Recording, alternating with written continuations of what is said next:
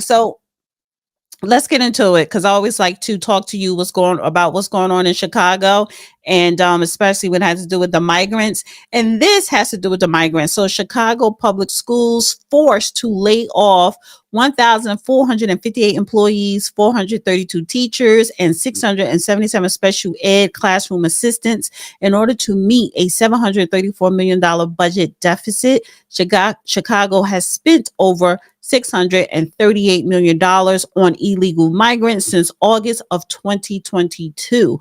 What the hell is going on with the school system? Dana, I've been saying for almost 2 years now that Brandon Johnson was spending all of the money on the migrants. The Chicago Teachers Union has been going to Venezuela for years, over a decade, building relationships with these people. I believe that they went down there and gave them maps. But whatever they did, they had a plan for them that we didn't have anything to do with. So they spent a lot of the Chicago public school money on them by reallocating money in a lot of different ways. For example, my daughter went to a school in Hyde Park, which is on the southeast side. We live in Austin, which is on the west side. So I had to take 3 expressways to take her to school every day, there and back, because they took the transportation money that was meant for the gifted students and gave it to quote unquote unhoused people. And the unhoused people were the migrants. So they gave them school buses to go to school, but my baby had to catch a ride with her mama. All kind of just foolishness. So they had to get more nurses because remember they brought the measles to the Chicago public schools. They had to get more language assistants, more behavioral specialists, more, everything for them while spending us into the hole. But the gag, friends, the gag is this. They signed for this huge contract. I want to say it was like over $1 billion. I mean, just ridiculous. But in that contract, they told the teachers that they would be able to get retroactive pay if they sign the contract. They don't got the money to pay the teachers, and the teachers are pissed that they haven't gotten their money yet. So all of this was a farce to give the money to the Venezuelan cause that they were trying to do, and now they don't have any money. It's horrible. It's really, really bad.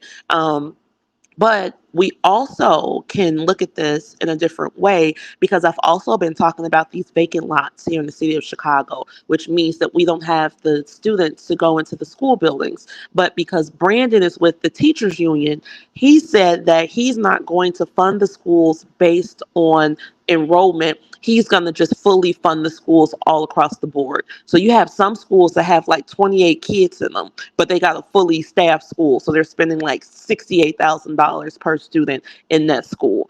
So those kind of schools need to be closed, but they don't want to do that because then that will result in more teachers union employees losing their jobs. So it's a lot of trickery, but it's all based in the Chicago Teachers Union. So let me play this clip here. Chicago Public Schools just announced it's laying off more than 1,400 school-based employees. This includes 432 teachers and 677 special ed classroom assistants. CPS says this is part of its annual workforce planning and budgeting process. Historically, the district says more than 80% of impacted employees have secured new positions within CPS prior to the start of the school year. It's not known if the current $734 million budget deficit will impact that rehiring process. So are parents complaining, protesting? What about the teachers? Is anybody doing anything, calling for, City Hall to step in and do something for a solution?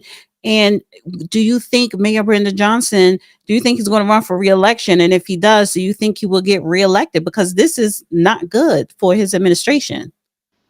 So to answer your question about the parents and the teacher and the people, I can say that I haven't seen it. I can't see that it is happening because everybody knew this was coming, Dana. Nobody is surprised. Nobody's like, oh my Lord Jesus, the schools don't have any money. No, we've been watching them play with the money all this time. Now, what they also did was, which was kind of stupid just across all municipalities, is that they used a one-time COVID payment to pay for reoccurring expenses. So now that that money is not coming in again, they don't have money to pay for those budget lines, which is asinine because anybody who is, who is trained in finance knows not to do that. I digress. Yeah, So, uh, huh? the state and the federal government under the Biden administration gave Chicago specifically almost $1 billion. Correct. And they spent that money on the illegals. That's what, Dana, that's all we've been saying this whole time. Every piece of extra money that came to the city of Chicago went to the people sleeping in front of the police stations. All that money was spent. It's gone. It's gone. They overspent it, and now we're in the hole. The city is in the hole. The Chicago public schools are in the hole. The fire department is in the hole. The police department is in the hole. The city of Chicago is now insolvent. The state of Illinois is now insolvent, over $1 billion. But the state of Illinois spent $2 billion on illegals in the form of healthcare. And so now my Donnie is saying, absolutely not. We're not paying for this anymore. And now everybody's left holding the bag. These people got to go. Dana, it's time. 866-DHS2 ICE. 866-DHS2 ICE. See something and say something today. Help us in Chicago. We need so much help, America. We need it bad. We are literally working, paying taxes, keeping up with bills, doing our thing. And instead of that money coming back to us in the form of even a refund to say, we're sorry that you had to go through this, all of the money is now gone. And these people are now here running from ICE. And they're telling us we're bad people because we want ICE to come. Well, speaking of ICE and the Trump administration plans to he ends bond hearings for undocumented immigrants. ICE will now detain immigrants without bond hearings for the full length of their deportation cases, no release, even if they lived in the U.S. for years or have U.S. citizenship children. Judges can't grant bond. DHS says it's about closing loopholes. Critics call it due process disaster, funded by $45 billion and a big, beautiful bill to expand detention centers. ICE spokesman says all aliens seeking to enter our country in an unlawful manner or for illicit purposes shall be treated equally under the law. And I'm here for it because in New York, they had catch and release. I'm for it too. Again, that's why I've been giving out the number. That's why we call ICE on my show to find out what the process is. We are with this 100%. Anybody that's not supposed to be here, time is up. It's time to go. And they have an app. You can get $1,000 on your way out. Do the app. Tell them where to send your money. You know you at least got $1,000 when you leave. Like, this is no longer a game. People have been playing this immigration court game for 40 years. You see people's like, oh, well, I go and I do my check-in. This was never a check-in. This was your way. This was your signal that it's time to go and start packing your bag and start, downsizing your life. But you don't want to do that. You want to play games. You want to take advantage of the American system. You want to have more children so that you have more access to our system because those children have a constitutional right to our benefits. So now you're benefiting as an illegal from U.S. tax dollars. Pack it all up. We are not, we don't have any more time to think about it. You want to keep your family together, take your kids with you. That's it. You've been sending money all this time. You should have a house built by now. It's time to go. One last thing, P. Ray. Also, the Trump administration sends migrants to Eswatini. That's some place in Africa after Supreme Court green light. So the Trump administration just deported 5 migrants convicted of violent crimes from Vietnam, Jamaica, Laos, Yemen, and Cuba to Eswatini, Africa, after their home countries refused them. So their home countries saying they left, they went there, you want to get rid of them, they can't come back here. This third country deportation was cleared by the Supreme Court. The men spent weeks in Djibouti during legal wrangling. ICE now has the green light to send migrants anywhere fast, sometimes in under 6 hours. Justice Sotomayor blasted the practice, warning some could face torture or worse. For now, DHS is toting swift removals as the new normal. So their own countries don't want them, and our Supreme Court say, hey, they gotta go, so send them to a country that will take them. Just get them out of here. Again, 866 DHS to ICE. They know that they weren't supposed to be here. Think about the people who are in federal jail, like my favorite singer producer, Robert Sylvester Kelly. He is now in, I don't care, I'm from Chicago. Okay, we sang I Believe I Can Fly at summer camp. That song is beautiful. With that being said, he is now, at first he was here in the MCC, Metropolitan Correctional Center here in Chicago. But people were sending him steak dinners. They had the twerkers on the rooftops around the jail. People would go dance for him. He was really being treated like a king in Chicago. So then they moved him to North Carolina, and that's where he's running into all of these problems. So there's like a campaign to bring R. Kelly back to Chicago. I digress. I say all of that to say this is like federal jail. You don't get to pick where you go.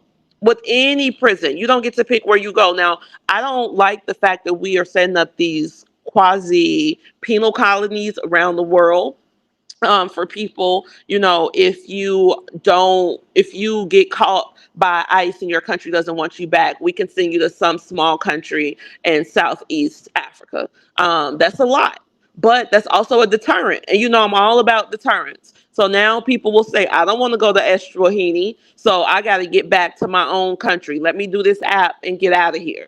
But if we catch you, yes, we'll send you anywhere we want to send you, because again, you thought it was sweet. You thought it was okay to completely skirt our entire immigration system and try to come over here and live off the fat of the land to the detriment of the American Negro.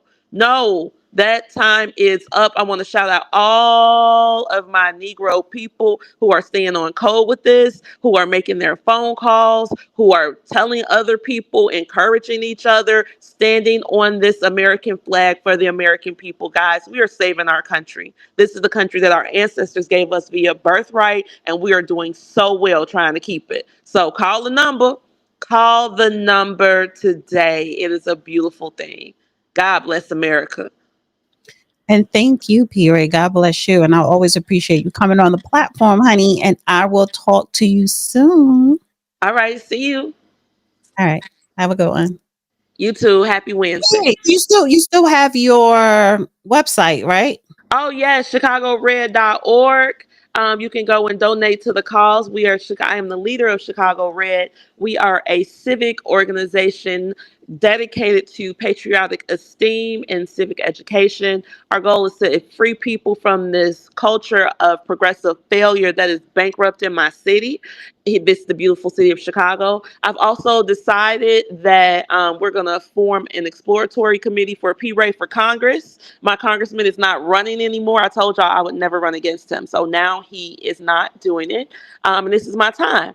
I was raised in the office, and the only solutions that we have for the city of Chicago have to come through the federal government. Every piece of progress that we've had here had to come through the federal government, because the city of Chicago, Cook County, and the state of Illinois are not treating us well. So I got to go get some straightening. And that straightening is going to happen in the 7th Congressional District, which is the west side of Chicago, the downtown area, Chinatown, which we did flip red. Chinatown went red because of the work of Chicago Red. And then it also includes parts of the South Side. So we are going to do what we need to do in order to save our people. I'm going to go to the well of Congress and let them know that that open border has caused chaos here for us in the 7th Congressional District, and we deserve help.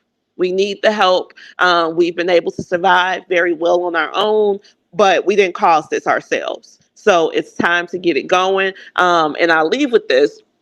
because I see someone saying that a Haitian built Chicago. A Haitian did not build Chicago. Jean-Baptiste de Sable was a citizen of New France. New France stretched from Saint Domingo all the way up to Canada. All of this was France. So when he was born a French citizen, which is why he was able to enter the country in the port of New Orleans and not be scooped up into slavery. So he moves through the port, he moves up to the Chicago area, uses that outpost to trade furs, and the city of Chicago was founded. When the land went from French ownership to American ownership, he became an American. And because he was a black man, he became a Negro, just like all your favorite Creoles, okay? Nobody called the Creoles Haitians or French people. They just regular, schmegular Negroes from Louisiana.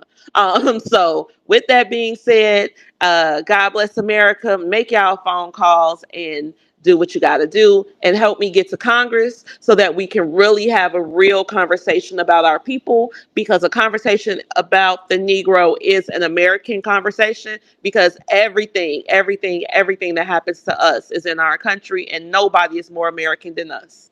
Thank y'all. Thank you, P. Ray. And I'll talk to you soon. Appreciate you. See you. All right. Love her. All right, guys. Hit that like button, share this video, share, thumbs up, and support. I have a goal. All right. So let's get into Dana with the data.